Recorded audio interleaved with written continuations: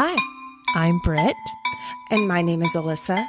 And this is SkeleTales. And this is the podcast where we strive to answer the age-old question of, is my dead grandma watching me? Speaking of people watching you, I heard something that freaked me the fuck out the other day. So last week, I was listening to our episode. You were talking about people's last words.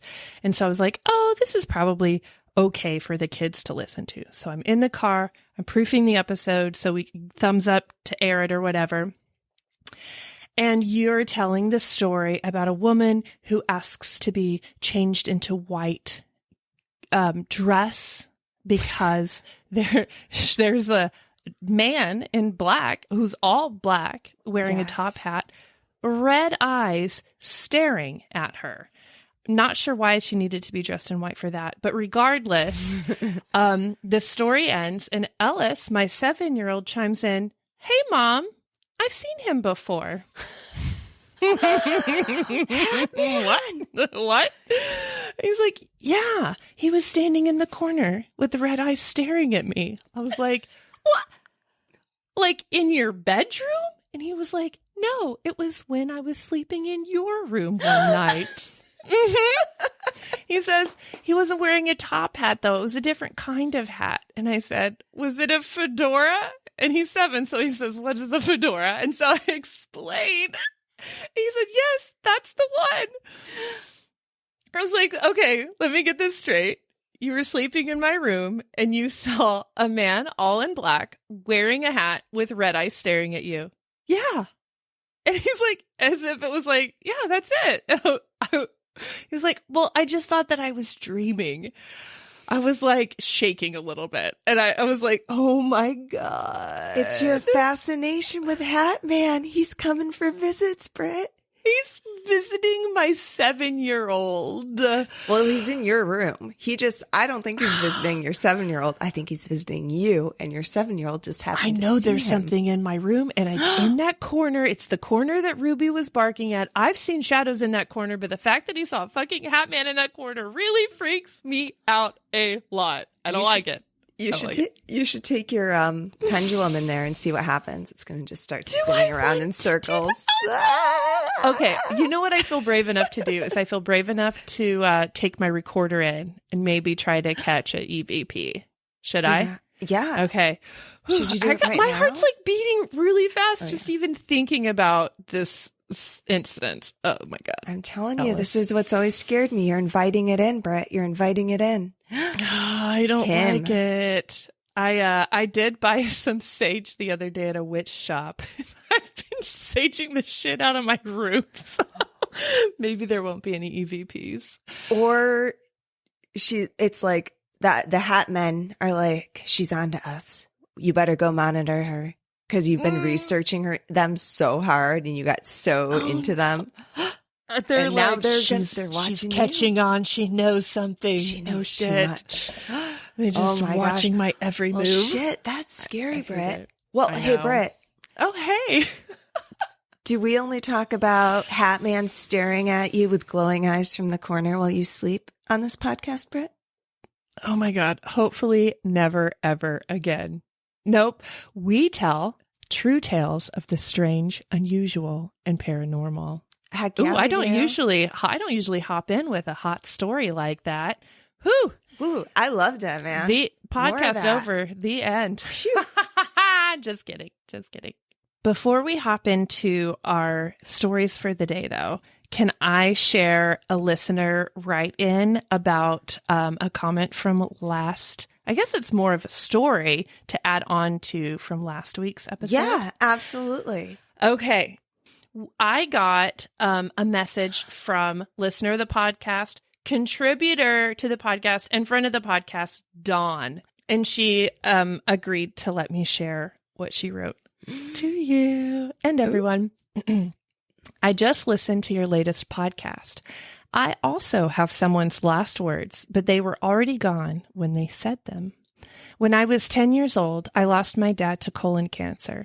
It's been 20 years already, but the time of his passing was very hard on my mother and still is from time to time. My father was brought up to never say, I love you, but he showed his love in other ways. He'd buy gifts or do kind favors. My whole life, he never said, I love you, not to us kids or even to my mother. Even though my dad was nearing the end of his life, my parents still celebrated Valentine's Day. My dad had gotten my mom a balloon. It was a red heart balloon that said, I love you on it. Tied to the bottom was one of those foiled covered weights holding it down.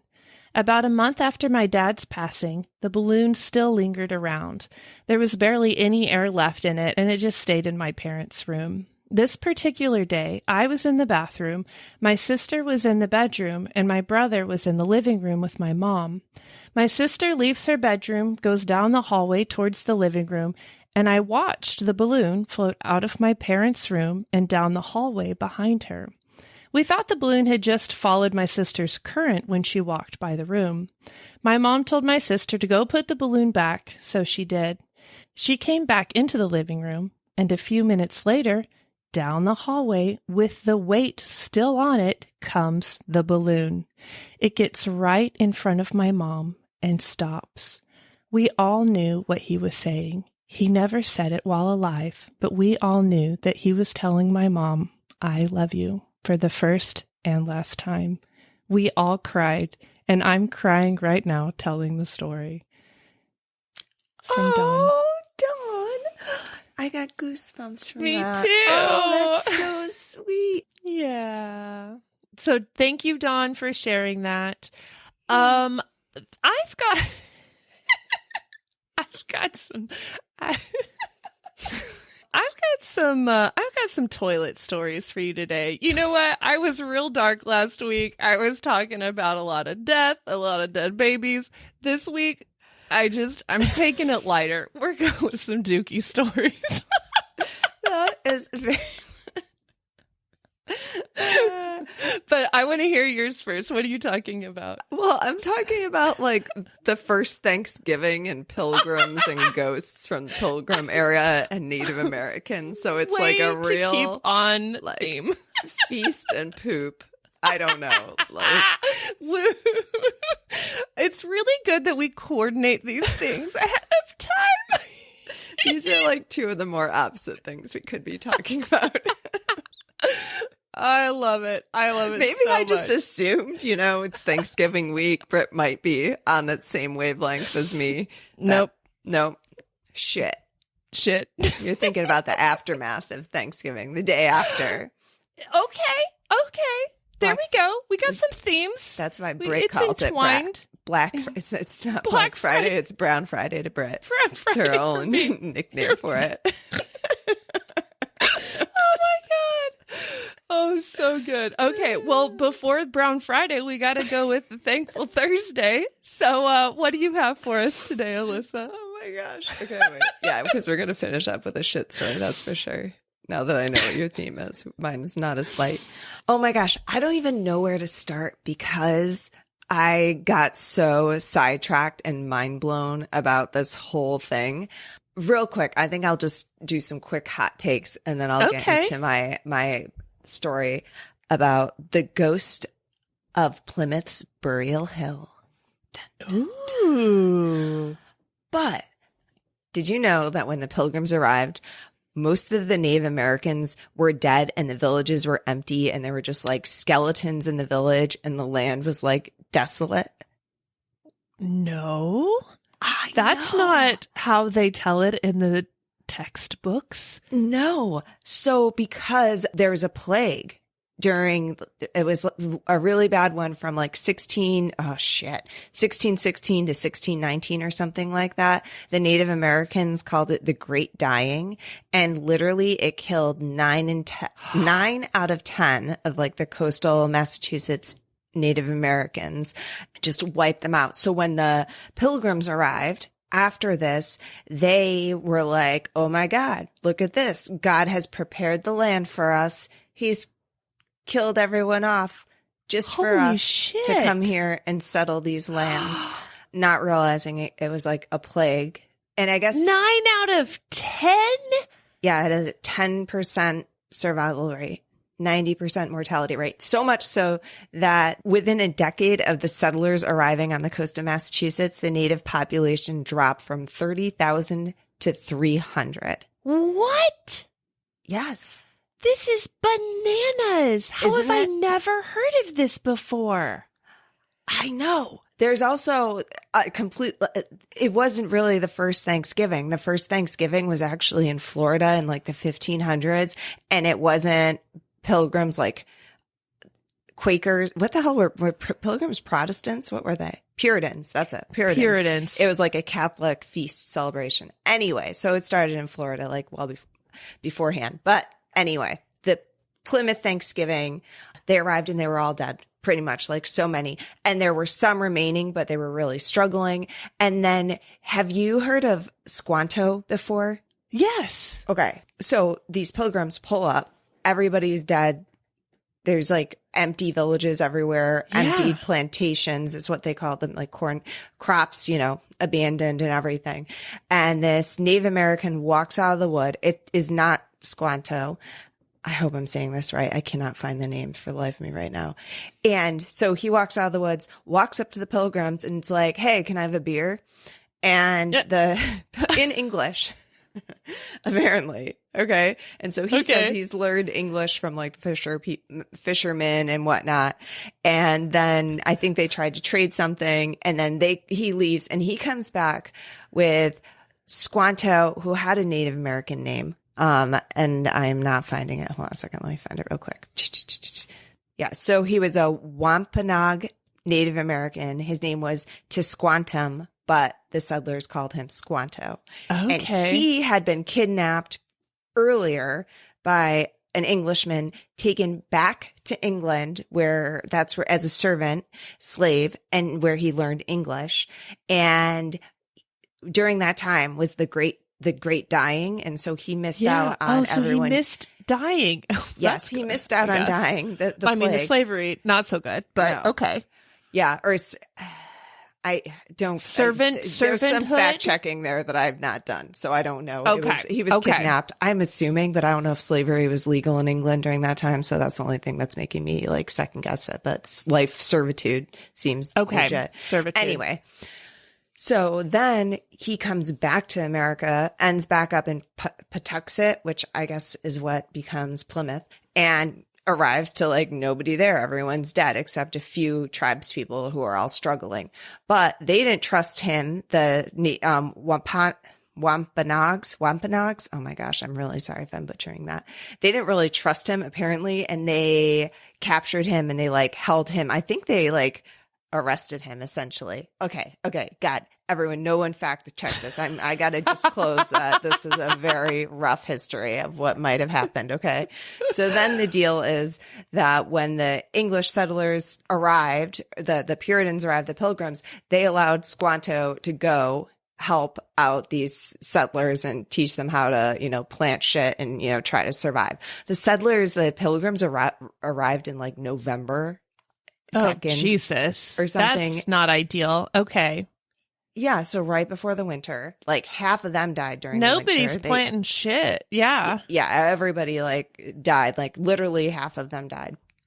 And then Squanto ended up dying like within a year of this. They called it, quote unquote, the English called it Indian fever.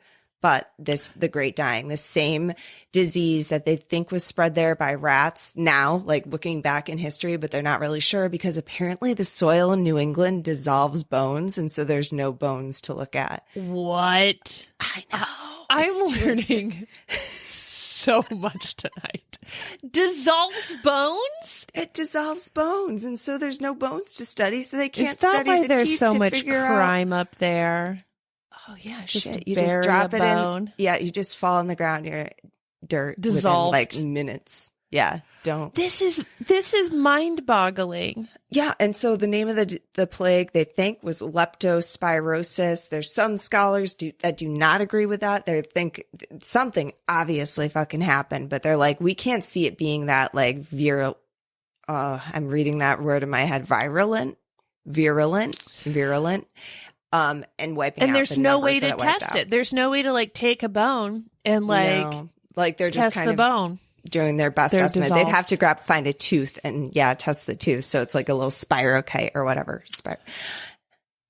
So wiped them all out. Oh, and then they also were like, wait, why? It's not something that you necessarily build an immunity to. So they're like, why didn't it wipe out the Englishmen as much as it wiped out the native? If there was this outbreak, it should have also infected the Englishmen. But they're saying, no, it was because like the Native Americans were basically more in touch with nature. They were like in the river bathing more than the Englishmen did. They were, eating, a lot of berries. On the hands. Yes. Yeah. Oysters and whatnot. And so they're thinking they just got exposed to it more and got more infected. Regardless, I was mind blown. Did not know that it was just like empty villages of skeletons with some natives. And then all the things here come the 3 ships a sailing. And then they board off the ships and it's like, oh, welcome to, let's have a feast or whatever. Okay, as an adult, I know that none of that is really true, but I did not know that the Native American population was practically wiped out. That is mind-boggling. Yeah, mind-boggling. Okay, so that was a nice, fun start to this. I'm so thankful. Now, to lighten it up, this isn't like, oh, Lord, I'm pulling a Britt. You are pulling do you have a poop story? Maybe should you just interject here? No, should you shove a poop, squeeze a poop out into the middle of my stories? I mean, how many poop stories you want? I got a handful here. just one, and then I'll come back to mine. And this one comes from Prashancha. Now, this takes place in India. This is important because in India, they do not have westernized toilets like we do. Are you aware of this? I know because of your experiences in India. You told me. Yes. There are several different types of Indian type of toilets. This is not the specifics really needed, but it is important to know that they don't use toilet paper. They use water instead. Okay. Saving the planet. This was in the year 2008. I lived in a girls' boarding hostel. The juniors studied in the school side, which was also near the toilet stalls. These were Indian-style toilets where the stalls had full doors that reached to the floor and an opening at the top. I was a senior and we studied near the dormitory. The juniors went to sleep around 8:30 and we had an extra hour study session before going to sleep. Usually we avoided frequenting the toilet after the juniors went to bed because it was so scary. Plus, no 2 people were sent to the toilet at the same time because the teachers didn't want us to sit in there and gossip. Only one at a time. This particular night, I just couldn't hold back. I had the urgent urge to go to the toilet. I was scared, but still somehow convinced myself that all these stories going around were just made up stuff by the graduated students to scare us or to entertain themselves. So this particular night, I was in the toilet when I suddenly heard someone enter the bathroom. Oh, I was so relieved. I thought the teacher had made an exception for someone who may be suffering from diarrhea or something. I said out loud, "Hey, let's go together after we finish, okay?" But there was no answer. I heard the footsteps enter the toilet stall just next to me, latching of the door, then opening of the tap. Psst. I tried to initiate conversation several times. "Hey, are you there? Do you want to talk after we're finished?" Okay, I just made that up. Tried to initiate conversation several times. No answer. Since we had different stalls, but the open roof, it was fun to gossip in the toilet. After I was done, I went to the stall next to mine, where the other student was, and opened the door. To my utter surprise, there was no one. Absolutely no one there. Just the tap running. I felt my heart sinking. My heart was beating fast. I felt my ears and face get warm and super hot. My hands were shaking. I ran as fast as I could. I wouldn't have even minded if I'd broken my leg with that run. I went to the study hall and didn't utter a single word to anyone. The thing that delights me about that story is that so she hears somebody in the stall next to her. She's like, hey, let's gossip. Hey, let's talk. After you're done, I'm excited somebody else is in here. Nobody answers. And so she just is like, well, I'm just going to open this door. Yeah, that's the part that I'm like, she just whips that door open? What? I think that, maybe at boarding schools, they're just more relaxed about privacy issues. But yeah, the tap was still running. I like when you tried to pretend what kind of conversation they had. So after we're done shitting, you want to talk? Like, what? Hey, do you want to shit and talk together? But yeah, let's just shit and talk. Open up that door, whip it open. That's almost the least believable part of that story. It reminds me of Harry Potter too, and the girl moaning Myrtle. Myrtle or whatever in the bathroom. That's it. Oh my God, it was totally a moaning Myrtle. Just like having to take a dinky. Not nearly as much shit in that story as I expected. I'm a little disappointed, Britt. I was ready. I thought you said it was going to be Brown Friday. Okay, I got more, but you go first. Okay, so I am now going to tell you, now that I've given you the untold history of the Pilgrims, the haunting of Plymouth's Burial Hill. And I'm getting this from New Bedford's News Talk Station, 1420 WBSM. All right? Okay. New Bedford. I think my friend Kathy, we call her Catheter for short, a loving nickname, is from New Bedford. So this one goes out to you, Catheter. Sorry.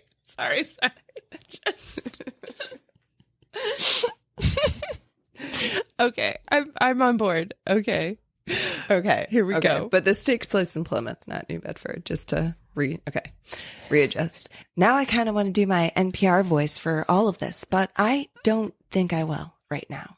I will just read the article. I do love your NPR voice, though. You don't use it nearly enough. I don't, Britt. Okay. Oh shit! I just lost my article. Hold on a sec. Okay. Oh my God, Kathy. When the Pilgrims first arrived in Plymouth in 1620, it's well documented that they barely made it through the first winter, as we discussed. In fact, many did not. 52 out of the 102 that arrived in Plymouth died that winter and were interred on Coles Hill. Further excavation of Coles Hill in the 18th and 19th century led to some of their remains being dug up, and they were reinterred in the 1920s in a sarcophagus on the hill in the spot believed to be where they were originally found. Okay, I don't know if they didn't dissolve in the soil by then because this is contradicting. I know that there were bones. But do you think they were in boxes? Do you think they're like in boxes? Possibly in caskets as opposed to the natives? Just straight up thrown into some dirt. Okay. Yeah, just died in the dirt or something. I don't know. I heard, I'm trying not to be a hypocrite. Also, full disclosure, did not research that thoroughly, but I saw it in multiple places. Okay. So in the 18th and 19th century, they dug up and did some excavations. They found some of the bodies, put them into a sarcophagus in the 1920s on the hill that they believed that the first cemetery was. And then some believe that could be why the now defunct Plymouth National Wax Museum at the top of Coles Hills had so many strange shadows lurking about and other creepy phenomena. Oh, wait, real quick. Sidebar. They put the wax museum next to the cemetery where all the pilgrims are buried. Yeah, it almost sounds to me that the Pilgrims were buried on Coles Hill, okay? They're like, They let's dug him put up, a wax museum there instead. Well, no, they dug them up, moved them, then built Okay. a wax museum on top of that spot. As and if then- wax museums are not creepy enough. Exactly. Wow. Okay. So, and then they put the bodies back there. So I don't know, but yeah, that could be why. You're right. It is like the creepiest. It's like a Scooby-Doo episode. It truly is. Okay. But there was another hill just a short distance away, rising even higher over the shores of Plymouth. It would come to be known as Burial Hill. And while there are numerous other haunted cemeteries and graveyards across the country, this might be America's first. Originally, the Pilgrims built their first fort atop Burial Hill, as it gave them an ample view of much of the colony below. Because it stood as a central focal point for the Pilgrims, it was also used as a meeting house, a church, and a courthouse. Scholars believe that around 1637, the Pilgrims also began using it as a graveyard. Here are the plots of some of the Mayflower passengers. Many of their grave markers, lost to the ravages of time, create a spooky reminder of the sacrifice of those earliest settlers. It is here that Mayflower descendant Thomas Southward Howland is buried. According to legend, Howland met his end when he invoked the ire of the witch Mother Crew, who had been living on his property without his permission. Upon forcing her to leave, Mother Crew warned him, "Make your peace, because you will not live to see another sunset. They'll dig your grave on Burial Hill."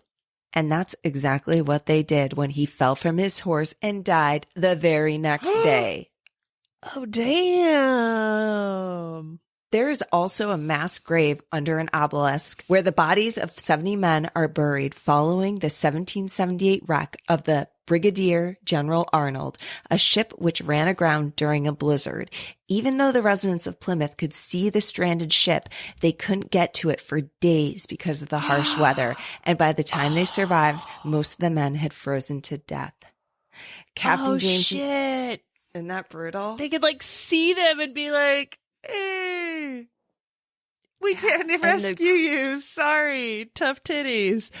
Oh, damn. And the crew is like, it's right there. You're right there. Like, you just, and no one's coming to get you. Get to it. Oh. So Captain James McGee was one of the few who survived, but he asked to be buried with his crew. And although it is believed he was not buried there, to this day, he's still reportedly seen roaming Burial Hill. Numerous other graves dating back to Pilgrim days are scattered throughout the cemetery, which saw its last burial in 1957. At the foot of one side of Burial Hill is the John Carver Inn, named for the first governor of the Plymouth colony. On this same site, during the American Revolution, stood a house that was inhabited by medical students who would sneak up Burial Hill at night and rob graves for cadavers on which to practice. Grave robbing was nothing new to Plymouth. In fact, the Pilgrims survived the first harsh winter in part by stealing food offerings that had been buried alongside deceased natives. But by the time of the Revolution, it was a major crime. The medical students were banished, but the victims of the crime remained. To this day, their spirits still roam the halls of the third floor of the John Carver Inn, and in particular torment those who stay in room 309. I did try to look up some stories there. One person got freaked out and asked to move rooms, and they were they had some ghost app on their phone, and they got really spooked. That was the best one I could find. Also at the base of Burial Hill is Town Square, where there's a stone marker in remembrance of Metacom, or as he was called by the English, King Philip. Metacom was the son of the great Sakamasaswat. There is a stone marker in remembrance of Metacom, or as he was called by the English, King Philip.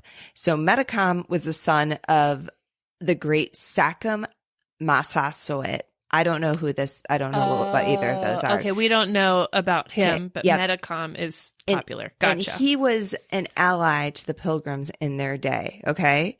But they were frustrated with the English converting their people to Christianity, and trying to obliterate the Wampanoag culture. I did see an interesting fact too, that the Native Americans might have been more open to converting to Christianity after the complete obliteration of their people by plague, right? All the loss and stuff, and just searching for something. And here's this new thing that is offering. Just showed up right at the end. Yeah. Yeah. So apparently Massasoit died, and then his other kid was possibly murdered, Wamsuta, Metacom's brother. And so Metacom waged war on the colonists, and it was a super stupid, deadly war. And then it ended with Metacom's capture, and his head was placed on a spike in town square, where it stood for 20 years. 20 years! So I don't know if they were a fan of Metacom, but I think it's like more of a, whoa,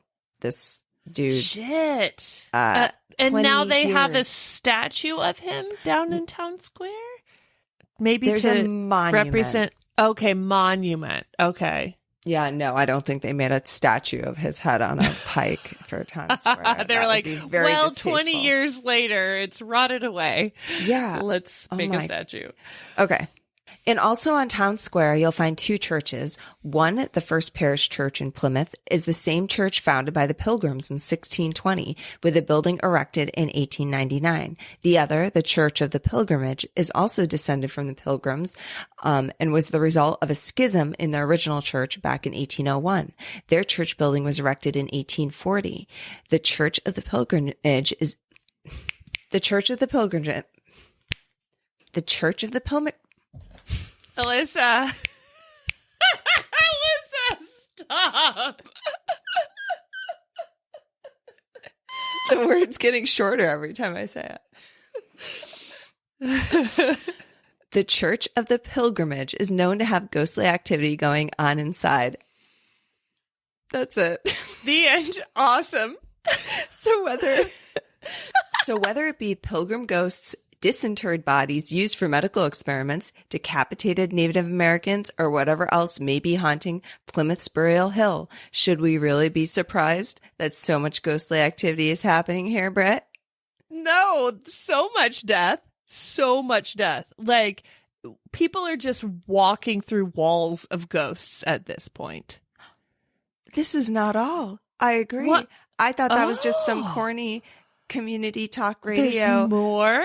It says, after all, there is a power to our history.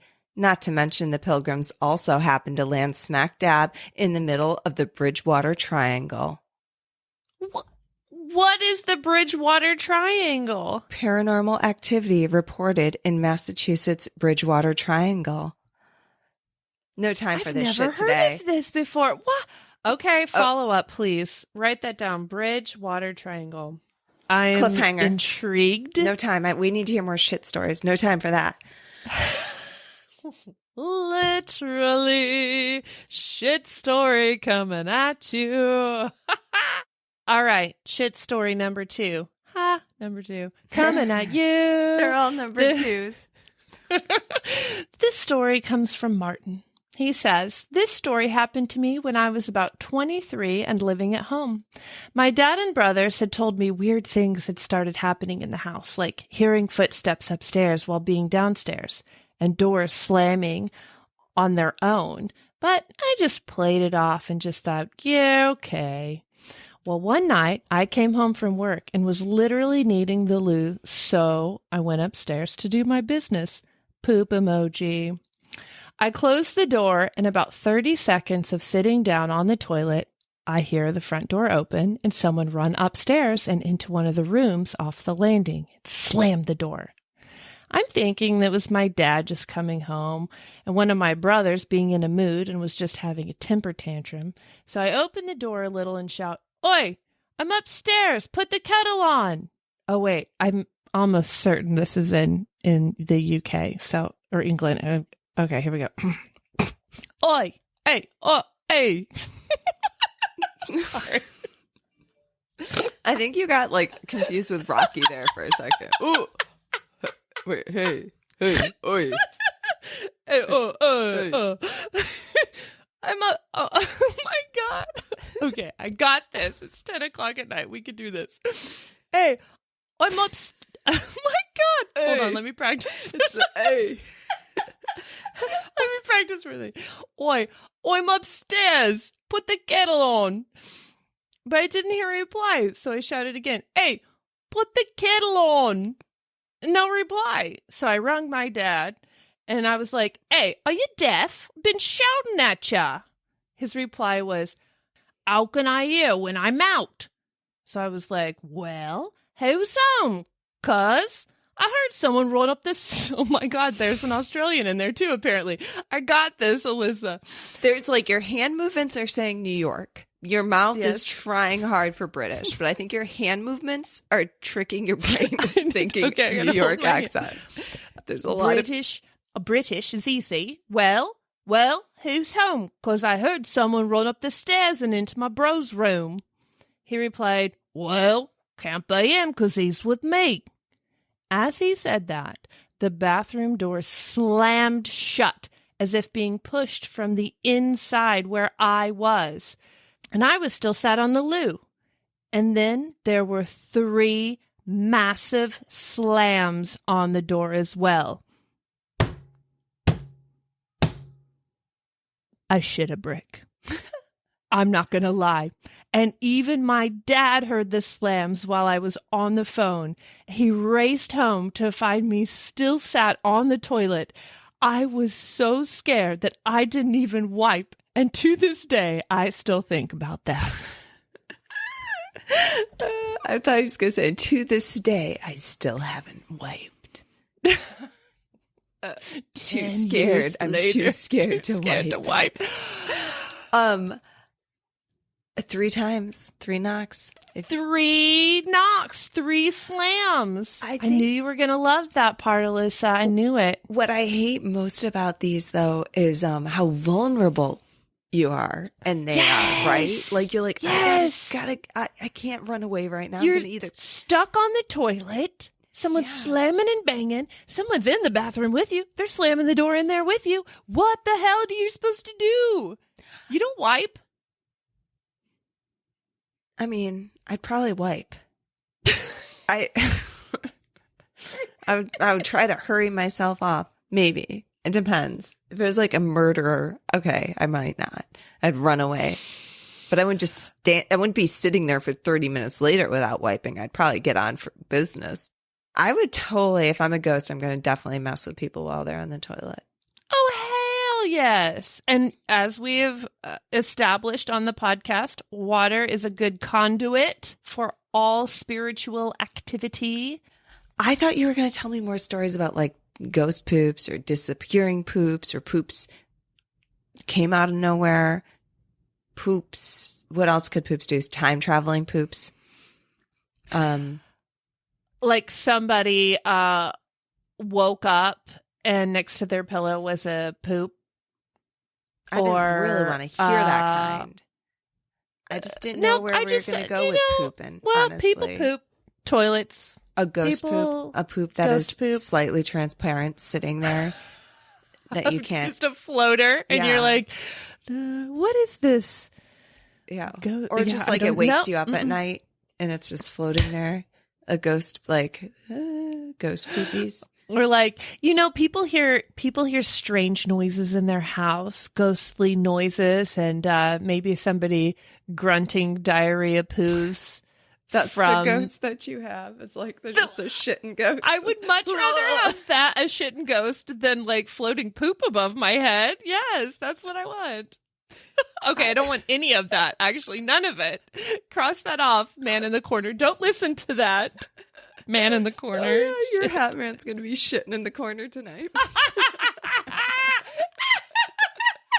Bringing it on. Well, next week I will come with literal ghost poo stories for you. No, just kidding. I'm not. The one and done, but 2 and done. Number 2 and done.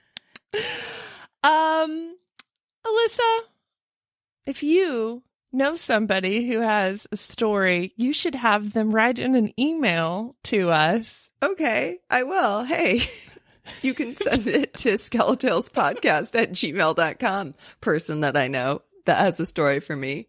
Or you could call Britt and leave it on the hotline.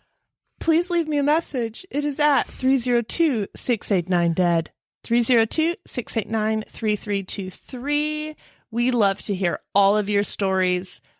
We love to hear just comments. If you just want to tell us how your day was, where you listen to the podcast, we love hearing from you. We are on all of the socials. SkeleTales, SkeleTales Podcast. We also have a what merch else? shop. Oh, yeah. I got a good luck charm on there this week for you folks. I like you changing the vibe a little bit. Yeah. We're not all doom and thanks. gloom. We talk about like shit. We got Pilgrims. some fairies and Fairies, good gnomes luck. and trolls Yeah. that bring you good luck. Yeah. We didn't tell people where to go. SkeleTalesPodcast.etsy.com. Heck yeah. What else? Share, like, rate, review. Do all those It things. totally helps us get on the charts. Was there anything else, Alissa? I mean, I just want to say to everyone to have a happy Thanksgiving. And Yes, you, happy Britt, Thanksgiving. have a happy Thanksgiving. Thank you, Alissa. Was there? Yeah, and hunt you later. Hunt y'all later. Good Good night. night.